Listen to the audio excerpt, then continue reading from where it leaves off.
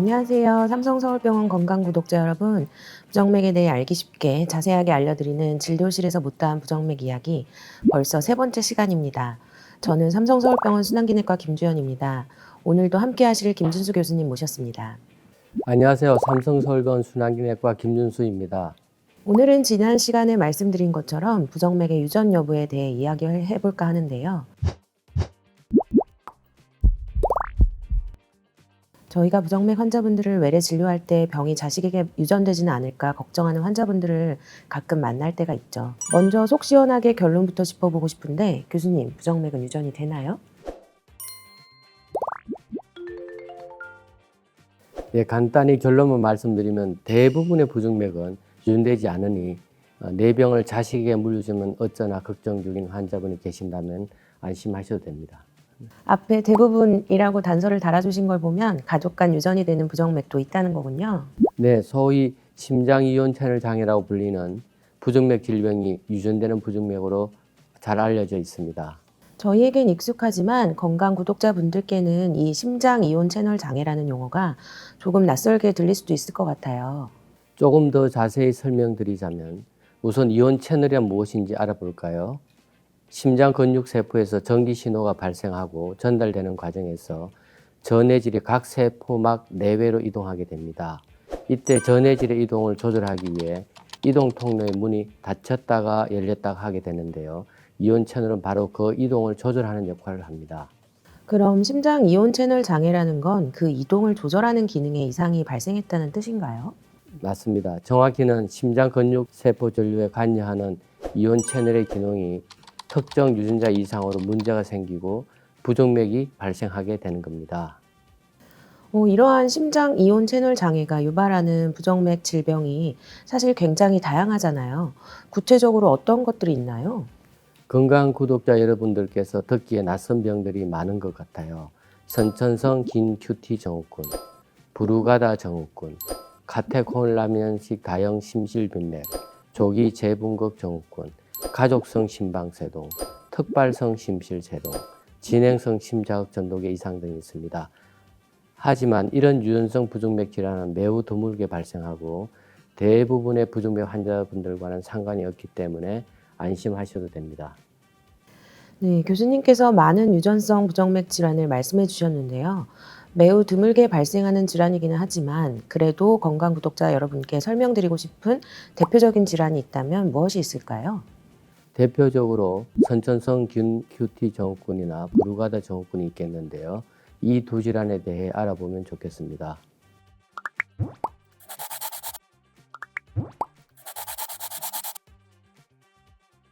그럼 먼저 선천성 긴 큐티 증후군에 대해서 알아볼까요?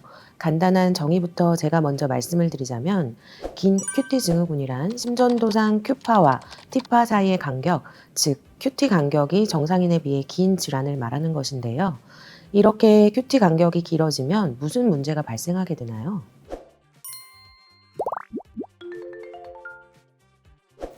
큐티 간격이 길다는 건 쉽게 말하면 심장 박동과 다음 심장 박동 사이에 필요한 재충전 시간이 정상인에 비하여 더 길게 필요하다는 의미입니다. 심전도를 확인해 보시면 더 명확하게 보일 것 같습니다.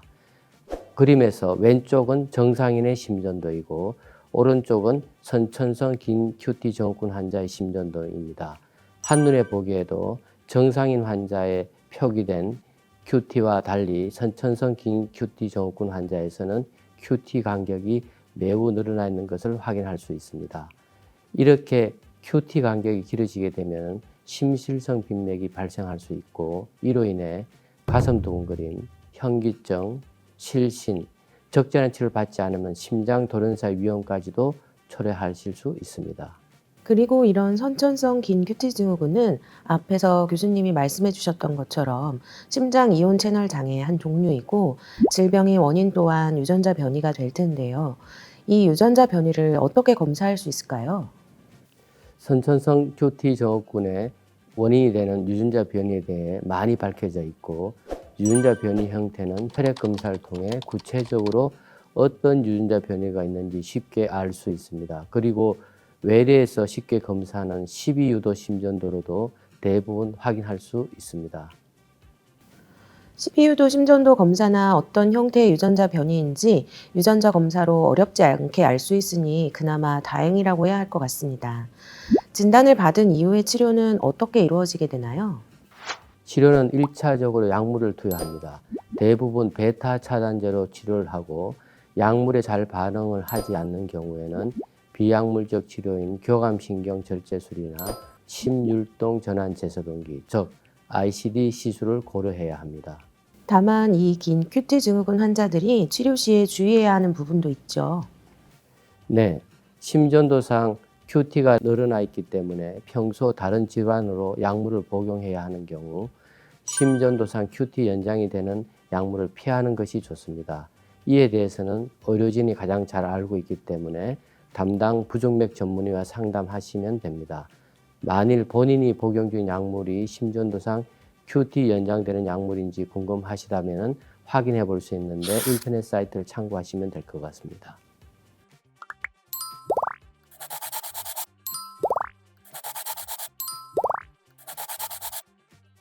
긴 큐티 증후군의 원인부터 치료까지 알아봤으니 이제 다음 질환인 브루가다 증후군에 대해서 이야기할 차례인데요. 질병 이름이 좀 독특하네요. 주로 아시아 남성들 중 밤에 자다가 심각한 심실빈맥성 부정맥으로 심하면 사망에 이르게 되는 경우가 있습니다. 정확한 원인이 규명되기 전까지는 각 나라에서 제각각 이름을 붙였다가 브루가다라는 의사가 이 질병의 원인을 밝혀내어 지금은 브루가다 증후군이라고 부르고 있습니다. 그럼 먼저 브루가다가 밝힌 그 원인에 대해 이야기해봐야 될 것 같은데 긴 큐티 증후군과 마찬가지로 이온페놀 장애로 인한 것이 맞나요? 네, 맞습니다. 브루가다 증후군 역시 세포막 소디움 이온 채널을 관장하는 유전자 변이로 부정맥이 발생한다고 알려져 있습니다. 그러나 최근에는 우심실 심장 근육의 염증도 부정맥 발생에 관여한다고 보고 있습니다. 그런데 이 브루가다 증후군은 진단이 좀 어렵죠. 부정맥 증상과 함께 외래에서 찍는 12유도 심전도에서 브루가다 증후군에 합당한 전형적인 심전도 파형이 나와야 하잖아요. 건강 구독자 여러분께 어떤 파형인지 소개 부탁드리겠습니다. 백문이 불여일견이죠. 심전도를 확인해 봅시다. 이 심전도는 브루가다 증후군 환자의 심전도입니다. 좌측의 그림은 정상 소견이고 우측에 있는 심전도는 다른 날 찍은 것인데 같은 브루가다 환자의 심전도이지만 우측에 있는 것은 브루가다 증후군에 합당한 심전도 파형이 관찰되고 있습니다. 우각 차단과 함께 V1에서 V3 유도에서 파형이 전형적인 타입 1 코브드 타입의 에스트 엘리베이션 소근이 관찰됩니다. 그림에서 보듯이 좌측의 동그라미 안에는 파형이 정상적인 파형이지만 오른쪽 브루가다의 전형적인 심전도 동그라미 파형에서는 ST 세그먼트가 많이 올라가 있고 T파가 뒤집어진 소견을 보이고 있습니다. 다만 정상 성인에서도 이러한 심전 소견을 보일 때가 있어서 정상이 없는 환자에서는 주의가 필요합니다. 그럼 반대로 브루가다 증후군이 의심되지만 이런 전형적인 파형 이상을 보이지 않을 때에는 어떻게 진단할 수 있나요? 만일 브루가다 증후군을 의심할 이유가 있었는데 여러 번 심전도를 찍었음에도 이상 소견이 없다면 몇 가지 검사를 더 해볼 수 있습니다. 즉 소디움 이온 채널을 억제하는 약물을 투여하여 12유도 심전도를 다시 찍어서 특징적인 파형을 유도하거나 임상 심전기 생략적 검사에서 심자극을 통해 치명적인 심실빈맥 또는 심실세동을 유도하여 진단할 수도 있습니다. 그런데 교수님, 처음에 브루가다 증후군에 대해 말씀하실 때 남성들이 자다가 갑자기 사망하는 경우라고 설명하셨잖아요. 그럼 남성만 걸리는 질환인가요? 증상은 어떤 것이 있는지도 궁금합니다. 여성에서도 발생하지만 주로 남성에게서 많이 발생하고요. 정상으로는 심박수가 매우 빠른 심실빈맥으로 인한 가슴 두근거림, 현기증, 실신이 발생하고 빈맥이 지속되면 심장 돌연사 할 수도 있습니다. 특히 밤에 자다가 이상 호흡이나 경련성 실신이 발생하고 가족 중 돌연사 병력이 있을 수도 있습니다. 원인과 진단 방법에 대해 알려주셨으니 이제 치료법에 대해 알아볼 차례네요. 브루가다 증후군으로 진단되고 심실빈맥성 부정맥이 확인되었다면 어떠한 치료를 하게 되나요?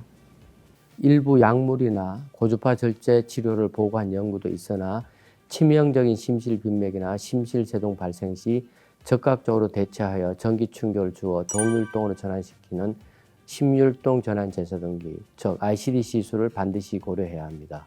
더불어 심전도상 전형적인 심전도 파형이 확인되고 원인 불명의 실신 증상이 있으면 임상 심전기 생리학적 검사까지 시행했음에도 불구하고 그 원인이 밝혀지지 않는 경우가 있습니다. 이러한 경우에도 실신이 심실빈맥성 부정맥으로 초래될 가능성이 매우 높으므로 역시 ICD 시술을 고려할 수 있겠습니다.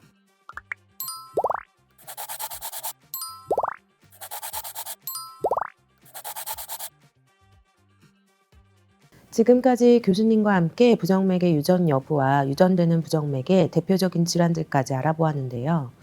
앞에서도 말씀드렸지만 이러한 유전성 부정맥은 매우 드물게 발생하고 대부분의 부정맥 환자분들께는 관련이 없기 때문에 너무 걱정하지 마시고 이런 병도 있구나 정도 참고로 알아두시면 좋을 것 같습니다. 교수님, 다음 시간에는 부정맥의 어떤 부분에 대해 알려주실 건가요? 부정맥에 대해 일반인 분들이나 환자분들이 가진 오해를 한 가지 짚어보는 시간을 가져볼까 합니다. 어떤 오해인지 다음 시간에 확인해 보시죠. 어떤 오해인지 저도 알고 싶은데요. 궁금하신 분들은 다음 시간도 놓치지 마시길 바랍니다. 그럼 오늘은 여기서 마무리하겠습니다. 감사합니다. 감사합니다.